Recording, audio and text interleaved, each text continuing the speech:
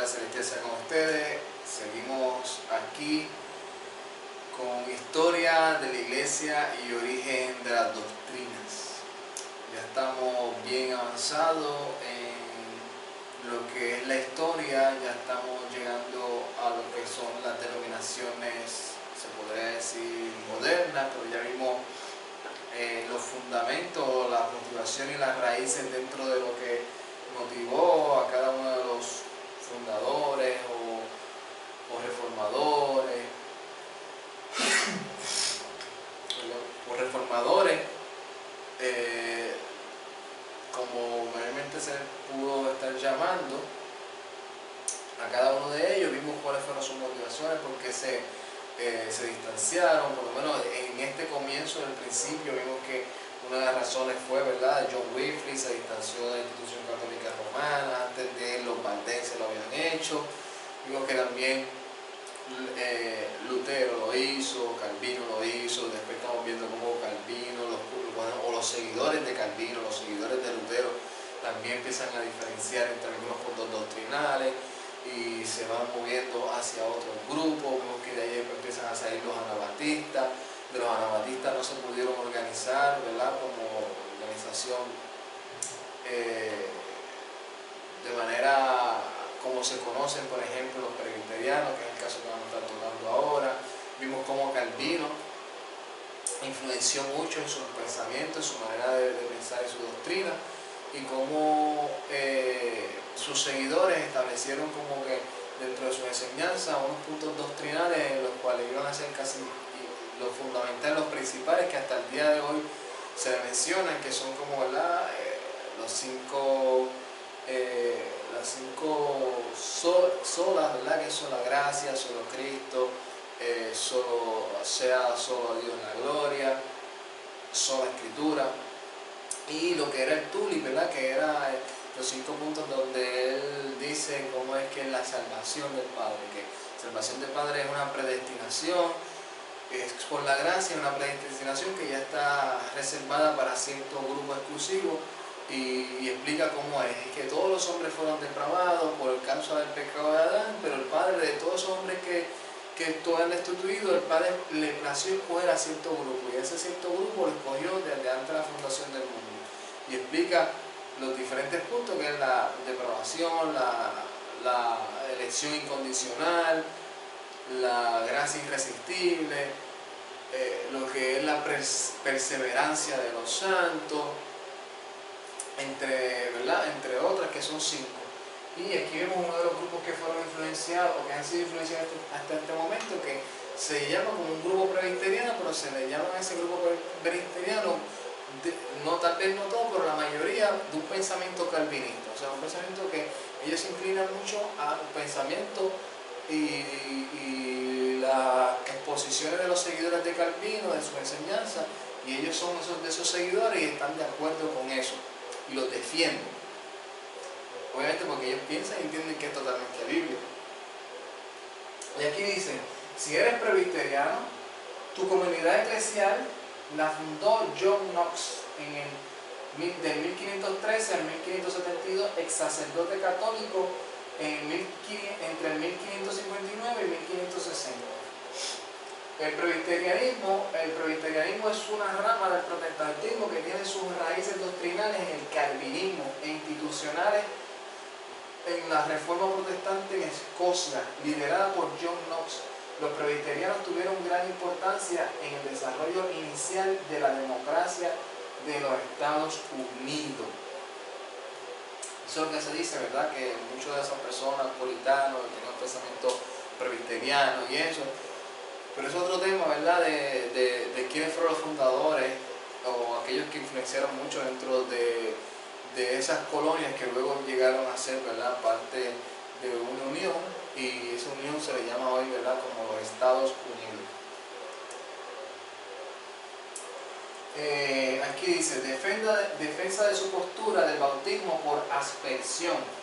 Marcos 7:4 y Lucas 11:38 son dos ejemplos del Nuevo Testamento que se usa el verbo bautizo fuera del contexto del bautismo cristiano. uno tiene referencia en lavarse las manos y el segundo dice lo mismo.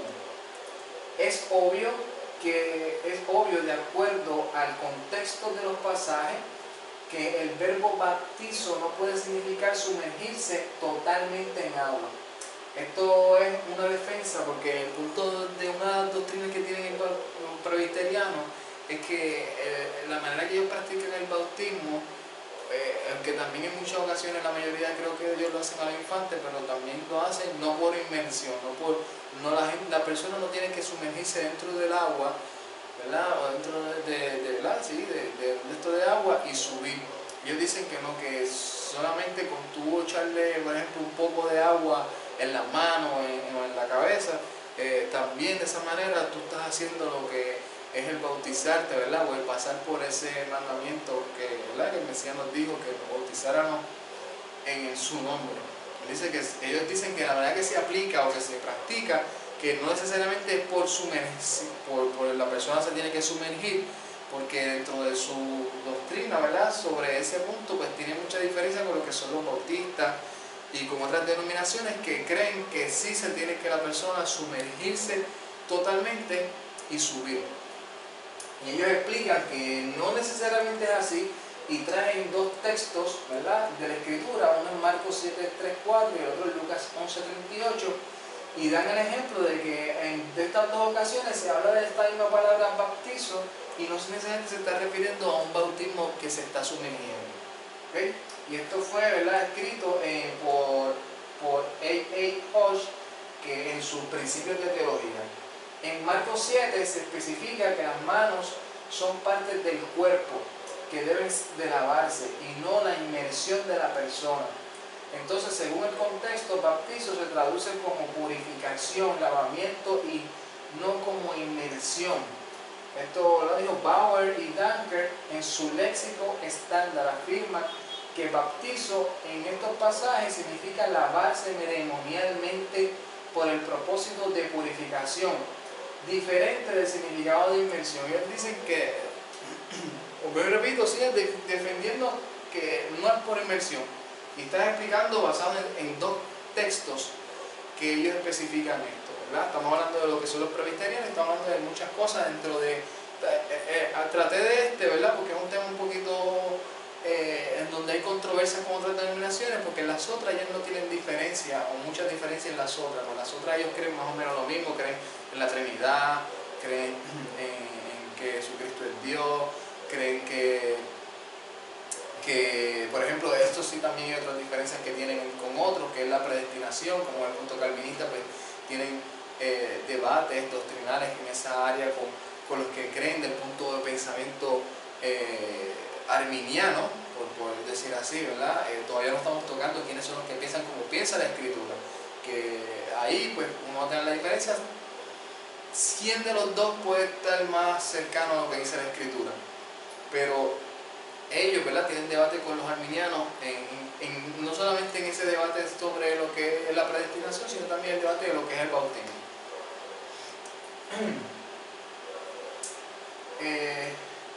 Aquí vamos a estar explicando cómo dice la Escritura que lo que es un bautismo, ¿verdad? O no como dice la Escritura que es un bautismo necesariamente, sino vamos a estar explicando estos textos que ellos se adjudicaron como para defender su postura de que el bautismo tiene que ser, que el bautismo puede ser solamente una purificación ceremonial que no requiere que la persona se tenga que sumergir en un texto de agua.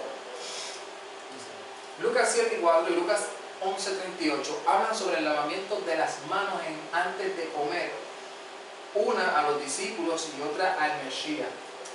Esto se entiende fácil si conocemos un poco de las tradiciones del judaísmo, que en este caso se está hablando de lo que se conoce como Netilat Yadayim.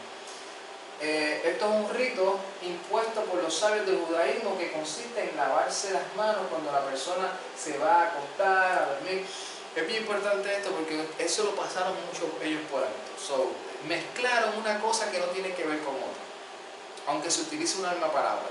Esto que está hablando aquí es que en una ocasión le dice, los fariseos le dicen al Mesías, y tus discípulos no se van a lavar las manos antes de comer. Y aquí es una ocasión donde dice que el Mesías va a casa de un publicano, si no me equivoco, a casa de un fariseo que lo invita a comer, y el fariseo le dice, lo mira como que, oye, este vino y no se lavó las manos ni nada. Obviamente el Mesías le da una enseñanza, ¿verdad?, sobre lo que es seguir el mandamiento o seguir una tradición.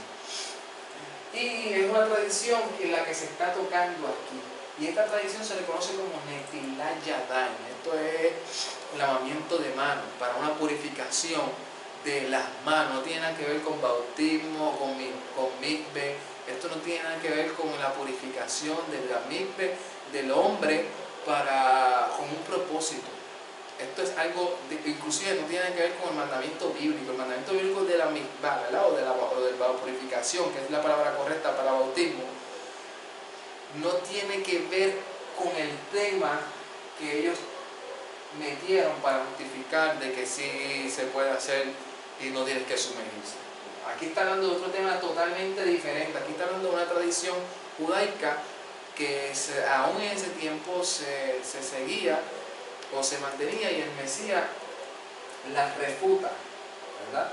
Y seguimos, dice que esto es un rito impuesto por los sabios del judaísmo que consiste en lavarse las manos cuando la persona se va a acostar a dormir como método de conciencia, ya que ellos dicen que uno no sabe qué cosas uno tocó sin querer y pudieron traer impureza para también que, por ejemplo, ellos dicen, tú no sabes que tú tocaste mientras estuviste en la calle, mientras a quien saludaste, a quien hiciste eso. Antes que cuando tú llegas a tu casa, tú tienes que hacer una purificación haciendo unos rezos, no solamente lavándote las manos. Tienen que recitar unas palabras, unos rezos que son que ellos tienen como tradición para evitar o para sacar todo aquello que ellos entienden que pudo haber entrado en el cuerpo de ellos y que los pudo haber contaminado. Esto lo tienen que hacer antes de acostarse a dormir. Es uno, ¿verdad? Y pudieron traer impureza, también se hace al levantarse. ¿Por qué se hace al levantarse? Dice, porque ya que según ellos, uno no sabe si en los sueños que tuvo adquirió impureza, pero también se practica antes de ingerir cualquier alimento. Este rito requiere que uno se lave las manos hasta los codos unas cuantas veces, y mientras la hace se recitan unas oraciones y se dice, y se dan cuenta, si se dan cuenta, esto no tiene nada que ver con el tema del bautismo en el nombre de Yeshua. Esto no tiene nada que ver, esto es pura tradición que ellos están hablando sobre lo que es Netilat Yadayim. No están hablando de lo que es mikvah. Si tú le hablas a un judío hoy en día, del judaísmo hoy en día que sigue practicando esto, y tú le dices, ¿qué tiene que ver Netilat Yadayim con la mikvah? Te van a decir, lo único que los dos son purificación, pero no tiene nada que ver en cuestión de propósito o la motivación en por qué tú te la haces. No tiene nada que ver. La mikvah que se hacía, ¿verdad?, en el nombre de Yeshua tenía totalmente un sentido totalmente diferente que no se puede mezclar con esto. Dice, vamos a analizar el texto.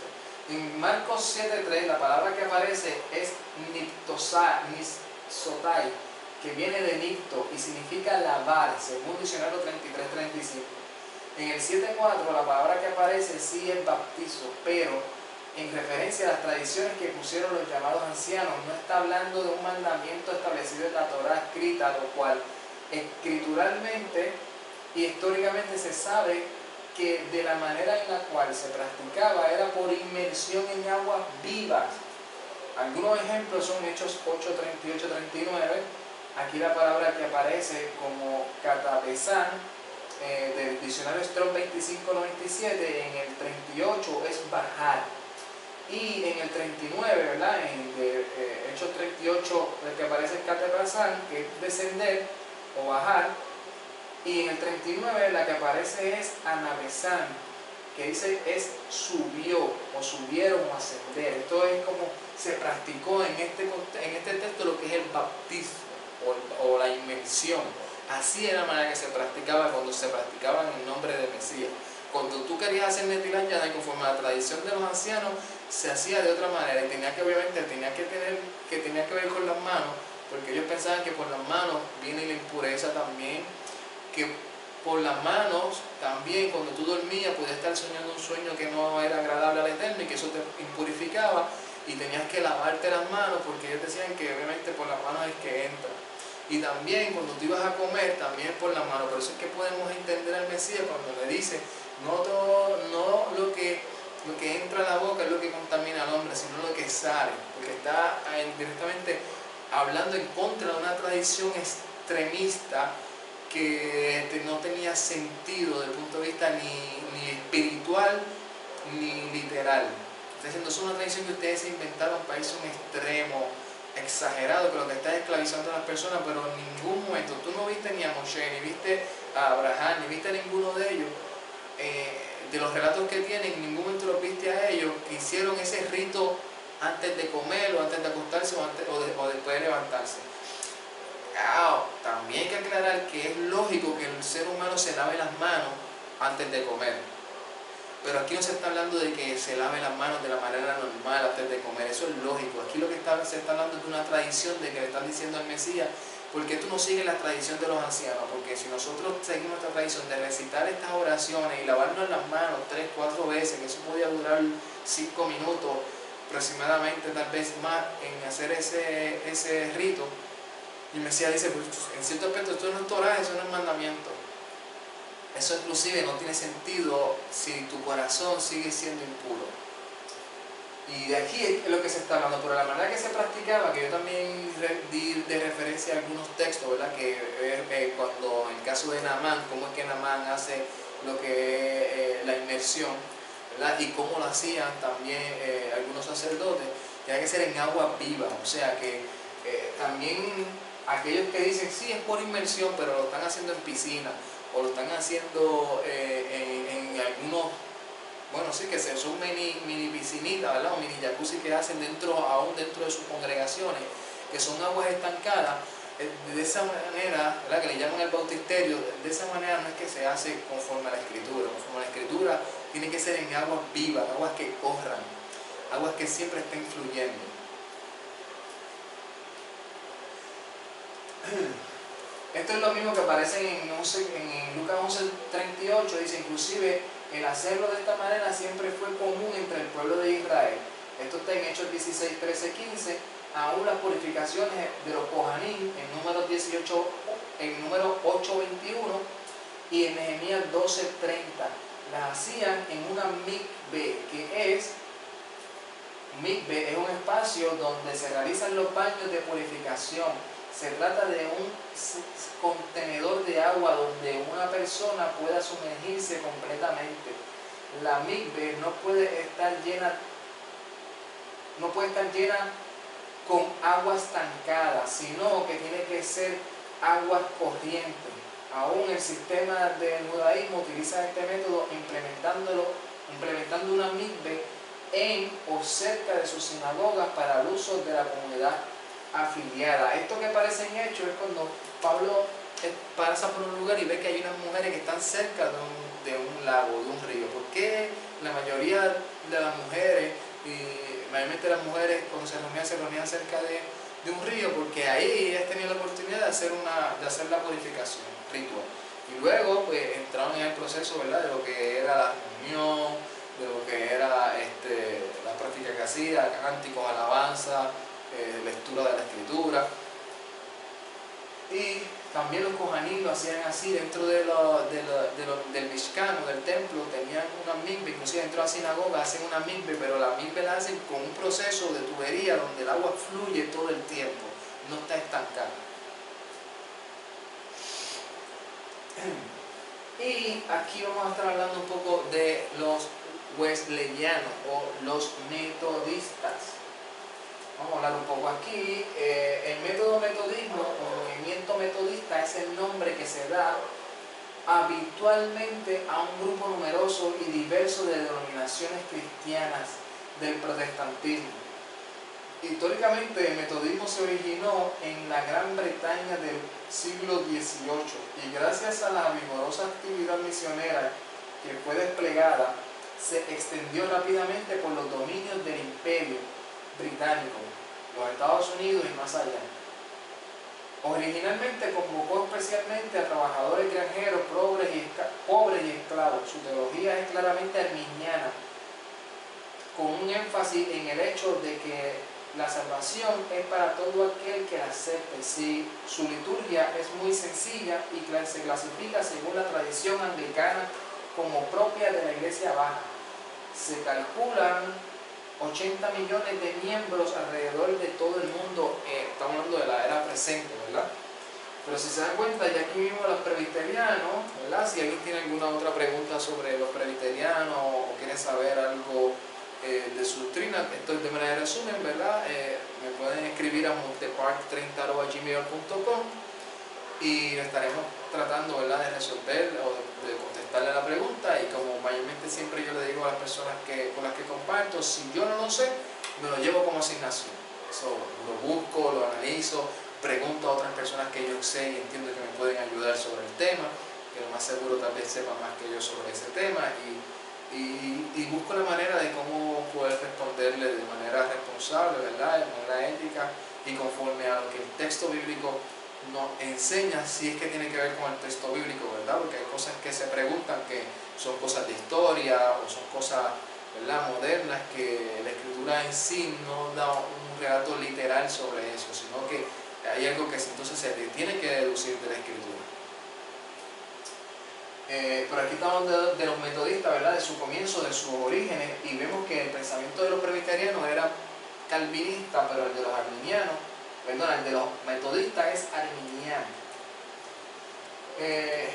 El denominado movimiento metodista tiene sus orígenes en Inglaterra, cuando un grupo de cristianos encabezado por John Wesley y su hermano más joven Charles Wesley y George Whitefield buscaban la forma de renovar la iglesia de Inglaterra en el siglo XVIII por medio de un estudio centrado en la Biblia, acercamiento metódico a las escrituras y a la relación e impacto de estos con la vida cotidiana del creyente. John Wesley tuvo influencia de los hermanos Moravia, también se acuerdan de los hermanos Moravia, pero a pesar de que tuvo influencia de los hermanos Moravia, también mucha más influencia la tuvo de este hombre. Y del teólogo holandés Jacobo Arminio, mientras que Whitefield adoptó puntos de vista más próximos al calvinismo. O sea que hay metodistas que son más calvinistas y hay metodistas que son más arminianos. La mayoría son más arminianos. Por eso los seguidores de Whitefield se separaron convirtiéndose en metodistas calvinistas. No obstante, la mayoría de las denominaciones metodistas han seguido a Wesley en cuanto a la teología arminiana. John Wesley dejó en claro que sus motivaciones estaban enfocadas a la edificación y maduración de la fe cristiana y de ninguna forma tenía tintes de buscar la fundación de una nueva denominación cristiana, cosa que contra sus deseos fue ocurriendo al respecto. Wesley declaró: desearía que el nombre metodista nunca vuelva a ser mencionado otra vez, sino que se pierda en el eterno olvido. Esto es algo que hay que aclarar también, ¿verdad?, o dejar como punto de referencia para que la gente pueda entender y tener un punto mucho más balanceado, ¿verdad?, de estos reformadores. La mayoría de estos reformadores nunca quisieron abrir un nuevo movimiento, llamarse, o que, por ejemplo, que les llamaran a esta gente los wesleyanos o los metodistas. Ellos inclusive se estaban a veces hasta en contra de eso.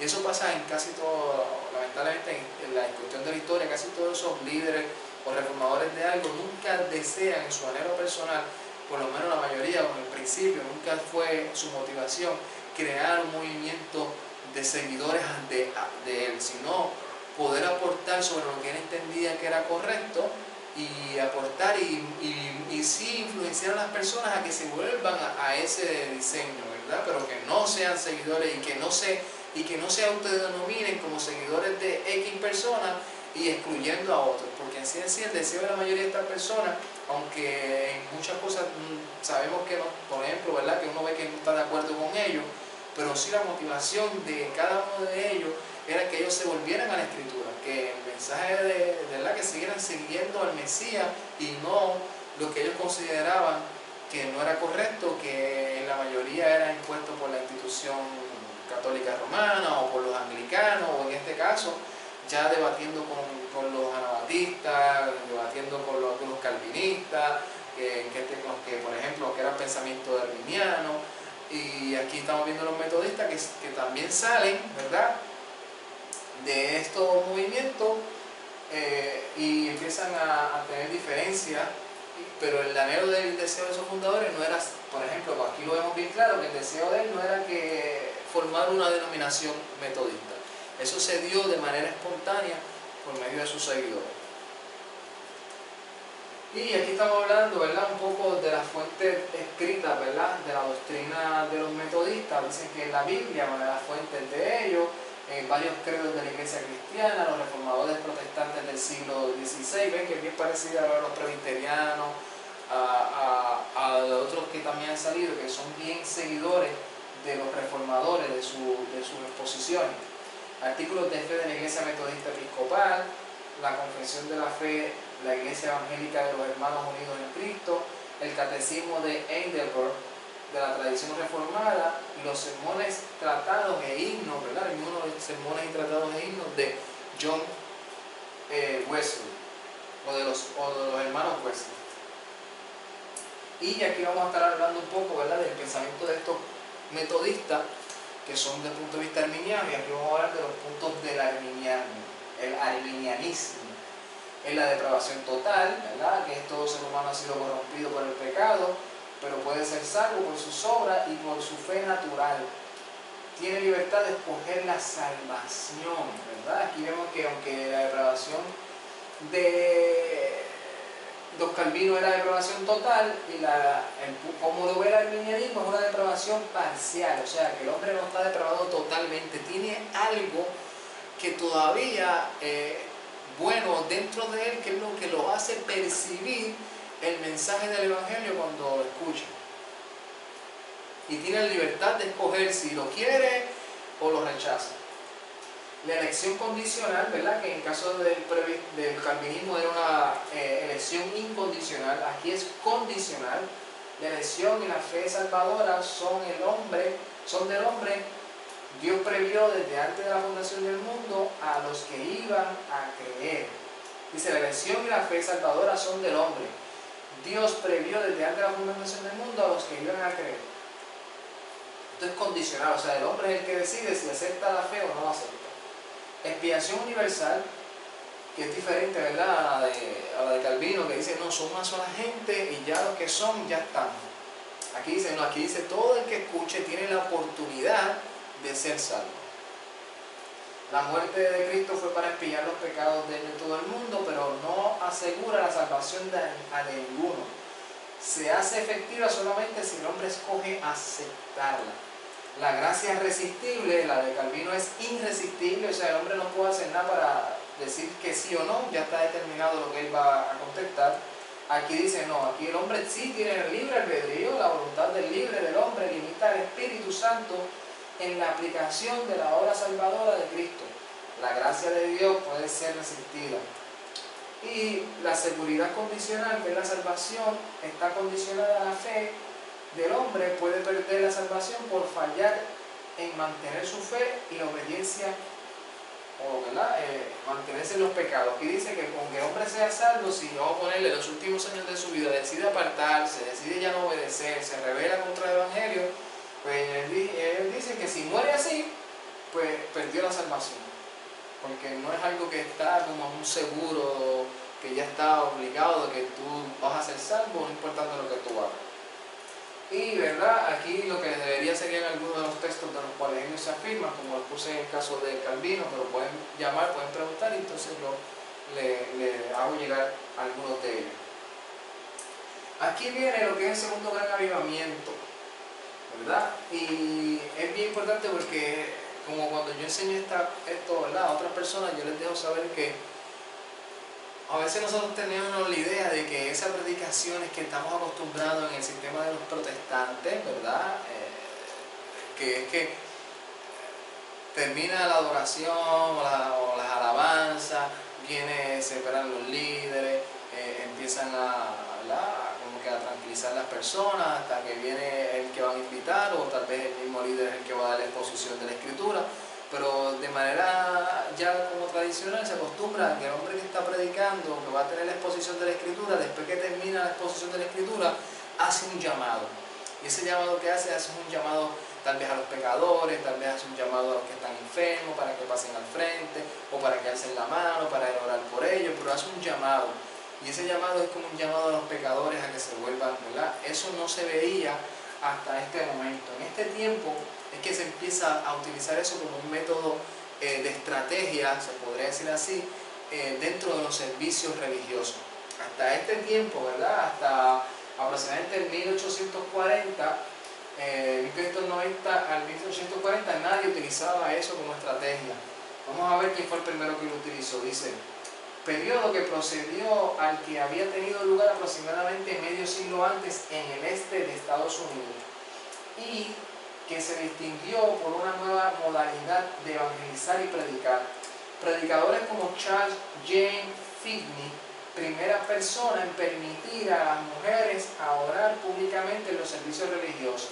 Este fue el primer hombre que también permitió que las mujeres oraran públicamente. Antes no se les permitía.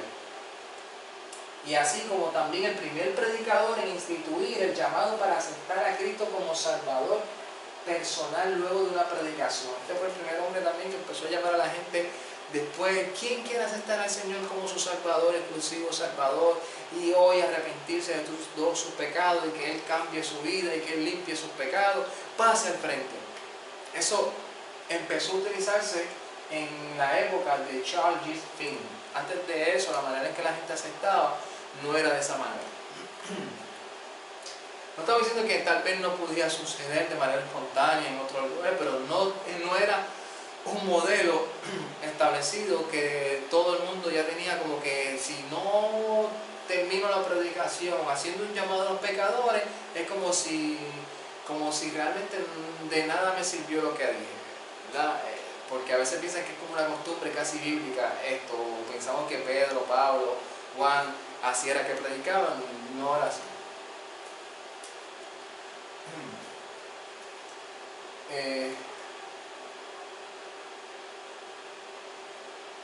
Acabaron haciendo muy conocidos, ¿verdad? Lehman Beecher, Barton Stone, Peter Canwright y Asahel Netherton acabaron haciendo muy conocidos. Se mezcló la evangelización con el trabajo y las causas sociales, teniendo influencia en la reforma de los prisioneros o de las prisiones, el abolicionismo, la esclavitud y la promoción de la abstinencia. ¿Okay? Y aquí vemos a otros que no son los menonitas, son unos que salen de los menonitas, y algunas personas por ellos salir de los menonitas les llaman menonitas también, pero mayormente se les conocen a ellos como los Amish. Ven que son bien parecidos en la manera de vestir.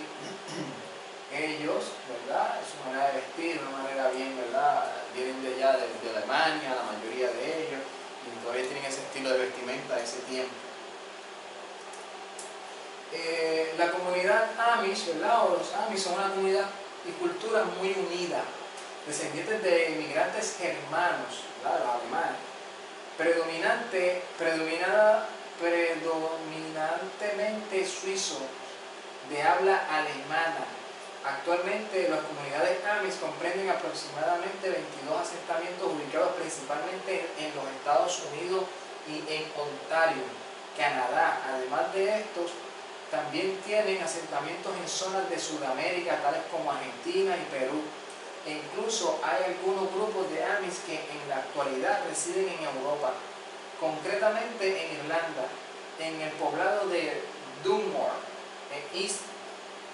Algunas de las características de los Amish son la creencia en el Nuevo Testamento, la vida en asentamientos apartados de las metrópolis, el aislamiento del mundo exterior, la defensa de valores como el pacifismo, la humildad, la vida sencilla y el trabajo, así como la vestimenta al estilo del siglo XVII y XVIII, ¿verdad? Que todavía tienen esa misma vestimenta. Si vemos la foto, vimos que todavía visten como si fuera del siglo XVII y siglo XVIII, y se caracterizan por eso, ¿verdad? Las características de ellos, porque sus comunidades son comunidades que están en un asentamiento en cierto lugar y se apartan o se privan de relaciones directamente con las personas o los vecinos que no creen del punto de vista que ellos creen. Pero ellos, los Amish, practican una doctrina tipo anabaptista. Ven que los anabaptistas, aunque no se formaron así, el pensamiento de ellos siguió influenciando a mucha gente. No creen que un niño deba ser bautizado, puesto que no es una decisión personal. Para ellos, las reuniones religiosas tienen una relevancia especial, cita requerida. Estas se realizan semanalmente el domingo en un edificio con asentamientos para toda la familia, el cual funge como iglesia. La interpretación bíblica suele estar a cargo de obispos o ancianos de la congregación. Una de las diferencias entre los Amish y los menonitas, ¿verdad? Aunque también le dicen menonitas, es esto. Por ejemplo, hay muchos menonitas que, como día de servicio principal, ellos lo hacen el día sábado, porque ellos creen y entienden que el séptimo día es el día de reposo y lo siguen haciendo sábado. Ellos creen y entienden que el día de reposo es el domingo, entonces se puede decir su celebración principal la vienen haciendo los domingos. Y en esto de lo que es la decisión personal sobre el bautismo, una de las cosas que se dice que mayormente ellos hacen como tradición, tal vez no todas las comunidades, pero la mayoría de ellos, es que antes de que el joven tome la decisión de bautizarse, ellos le dan una oportunidad que el joven salga de la comunidad por una semana y vive una vida fuera de la comunidad. Luego regresa, y entonces cuando regresa decide si se quiere bautizar y quedarse para siempre en la comunidad o no. O decide, no, me gustó mucho lo que vi fuera de esta comunidad, me voy, no quiero seguir siendo parte de la comunidad.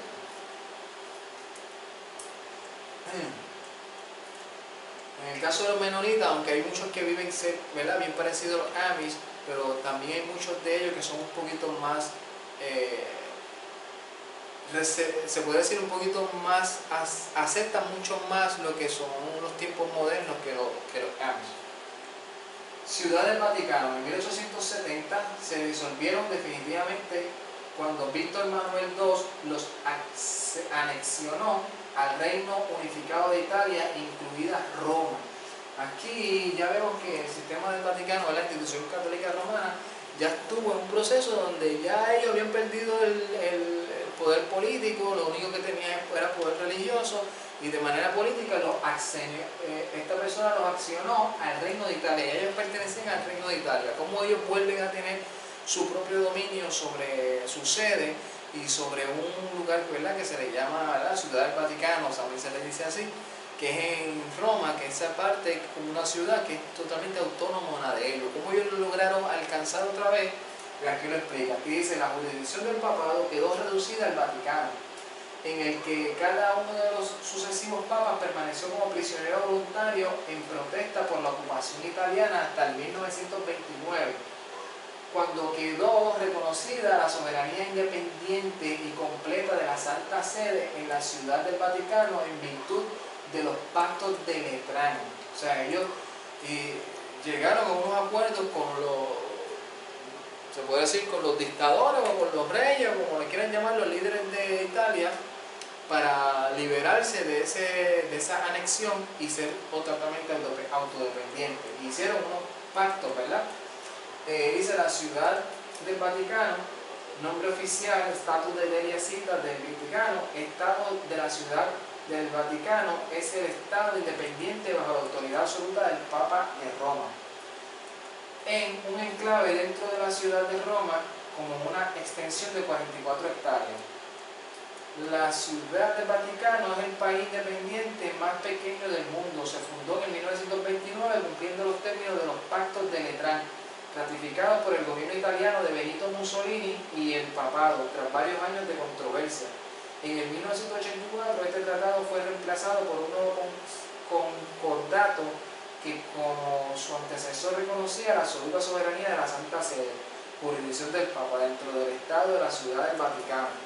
Una de las cosas de las que se dice que se negociaron, ¿verdad?, en este pacto es que la institución religiosa no podía intervenir. Dijo, te vamos a dejar eso, pero tú no vas a poder intervenir en nada de lo que yo haga políticamente. Por eso es que muchas personas señalan, ¿verdad?, y dicen, no, la institución católica romana tuvo que ver mucho con lo que fue Hitler, apoyó a Hitler, apoyó lo que hizo el Holocausto, apoyó todas esas cosas. Y se puede decir sí o no, ¿verdad? Es que allá había un pacto entre ellos donde Mussolini, ¿verdad?, que fue, se podría decir, el hombre que influenció a Adolfo Hitler, ¿verdad?, y era como decir el mentor de Adolfo Hitler, pues había hecho ya un contrato con ellos donde no podía intervenir. Entonces empezaron ellos a, por ejemplo, una de las cosas que hicieron era que ya la gente no tenía la autoridad para ir a protestar. Le dieron unos beneficios al pueblo, pero el pueblo ya el derecho de protestar libremente sobre sus derechos ya no los tenían. Podían hacer y deshacer y nadie tenía el poder de protestar. Si alguien protestaba, los podían meter presos y enjuiciarlos porque eso era ilegal dentro de ese lugar. El Papa, como hizo un pacto con ellos, ya no podía de manera legal intervenir en esos asuntos de gobierno político. Por eso es que mucha gente dice, no hicieron nada, se quedaron con las manos vacías, es que ya había un pacto donde ya ellos no podían hacer nada. Y sin embargo se dice de manera histórica que sí, muchos de ellos ayudaron a varias personas, ¿verdad?, a salir del país, le dieron refugio, inclusive a muchos judíos, ¿verdad? Eso no se dice, pero sí lo hicieron.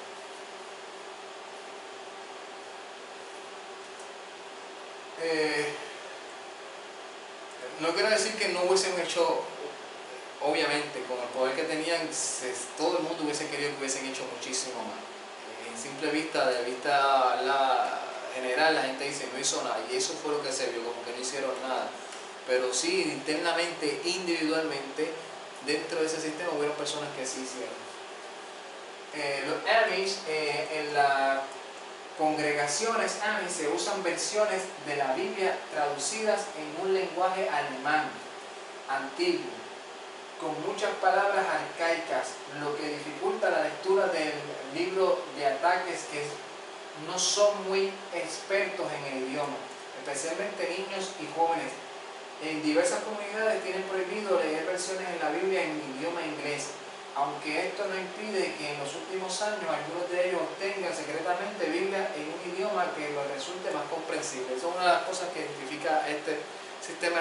Hicimos un paréntesis, ¿verdad?, para hablar un poco sobre algo histórico que consideramos que también era válido dentro de este curso, ¿verdad?, que fue cómo fue que la institución católica romana hoy en día, a pesar de todo eso, porque muchas personas pueden decir, ¿y por qué todavía ellos están ahí? Si ya hoy en día hay tanta gente que ya ahora tiene un sistema democrático, que ya tienen el poder para decirles a ellos, no intervengan en la vida de estas personas, ¿por qué todavía siguen ahí? ¿Por qué todavía siguen como sede? ¿Por qué la mayoría de las demás sedes religiosas ya no existen y ella todavía está ahí? Y obviamente aquí explicamos de porque hicieron un pacto, ¿verdad?, después que los anexaron, hicieron un pacto para que le devolvieran, ¿verdad?, esa autonomía, porque era de la manera que la podían lograr, porque de manera ya bélgica y política y eso ya no tienen poder para poder hacerlo. En las congregaciones, ¿verdad?, estuvimos hablando entonces de esto, de que sí, ellos tienen los Amish como que su lectura, todo el mundo tiene que aprender ese alemán arcaico. Cuando uno ve un poco la historia de los Amish, usted ve que esa es la clase que le dan a ellos. Ellos le dan clases de aprender el idioma, arcaico alemán, para que puedan leer la Biblia en esa versión. No se les permite leerla en inglés, porque para ellos tal vez algunos piensan que el idioma inglés es un idioma impuro, y que tal vez ellos piensan que el puro sí es el alemán arcaico, que no sé por qué tienen esa mentalidad, ¿verdad?, y esa ideología, pero eso no tiene nada que ver con la escritura. Pero ese es el pensamiento de ellos, ¿verdad?, y esa es la manera que ellos tienen como manera de costumbre. Tienen algunas creencias y prácticas que han sido impuestas por tradiciones pasadas y transmitidas de generación en generación.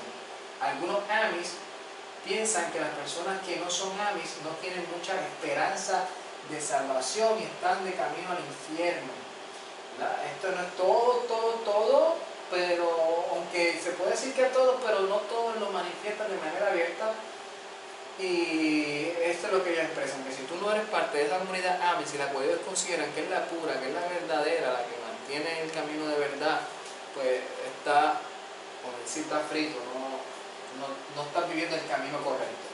De aquí deriva un aspecto característico de la religiosidad Amish, el cual consiste en la posible expulsión o excomunión de los miembros que infringen normas consideradas importantes. O sea que si tú infringes un texto bíblico, un mandamiento que ellos creen importante, te disciplinan y puedes llegar al punto de la excomunión.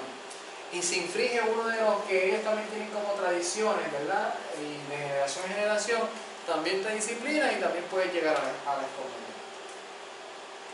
La diferencia en opinión original vino en el 1693 cuando Jacobo Arndt, un líder anabatista suizo, sintió que los líderes de la iglesia no estaban manteniéndose estrictamente separados del mundo y que hacía falta una renovación espiritual. Arndt creía que la separación o alejamiento del miembro descarriado no estaba practicándose como se debería. Él separó a los anabautistas por este asunto y sus seguidores fueron llamados Amish por este hombre llamado Arndt. Arndt puso en vigor medidas más separatistas sobre sus seguidores y actualmente algunas prácticas entre los Amish incluyen no recortarse la barba. No es que sea Amish, ¿verdad? Que me gusta. Y el uso de ganchos y ojales en lugares de botones en la ropa de los hombres, transporte con coches a caballo, implementos para granjas tirados a caballo, vestimenta sencilla y distintiva y ausencia de electricidad en las casas. O sea, no usan electricidad, estos botones así que no lo usan así, sino en manera de gancho, porque no los tienen así como de coser así. También usan carros, todos lo hacen, ¿verdad? A caballo, en bueyes o caminando, entre otras cosas, ¿verdad? Que son de las que este hombre decidió separarse y los seguidores siguieron ese camino y fue llamado, ¿verdad? Como los Amish, ¿verdad? Pero hay cosas bien interesantes de que podemos aprender de los Amish y es que dentro de eso en la comunidad son, ¿verdad? bien colaboradores entre ellos mismos, ¿verdad? Por ejemplo, si se casa la nena, pues ya entre todos le hacen una casa para que la nena y el nene, ¿verdad? Los jóvenes puedan tener su casa, entre ellos mismos se la construyen, no tienen que ellos buscar, ¿verdad? Ya hay como un presupuesto ya determinado para eso. Si se enferma alguien, todos de la comunidad van y le hacen las cosas de la casa, lo que la persona está enferma. Son bien apegados, ¿verdad? Bien colaboradores entre ellos mismos.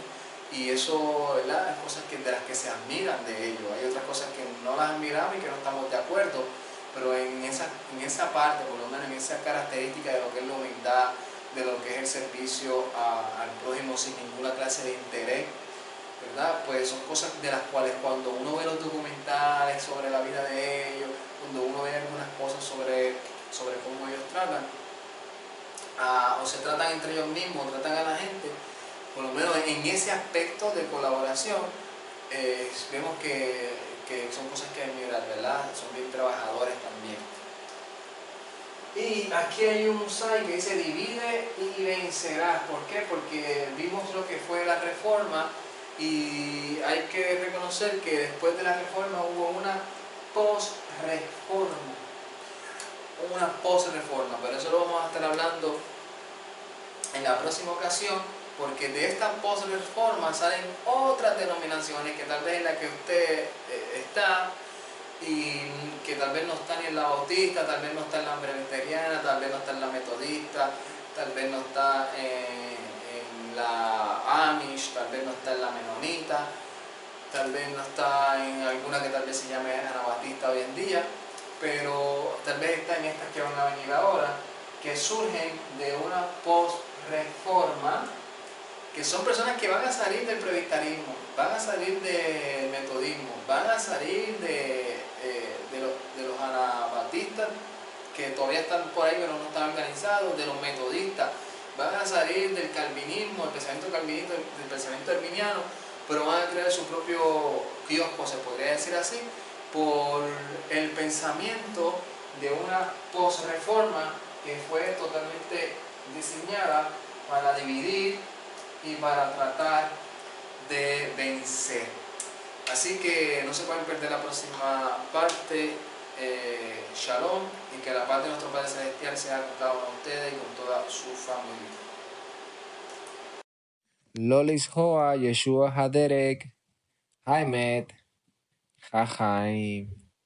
Shalom Ubrajo Lekolam. Ay, tate.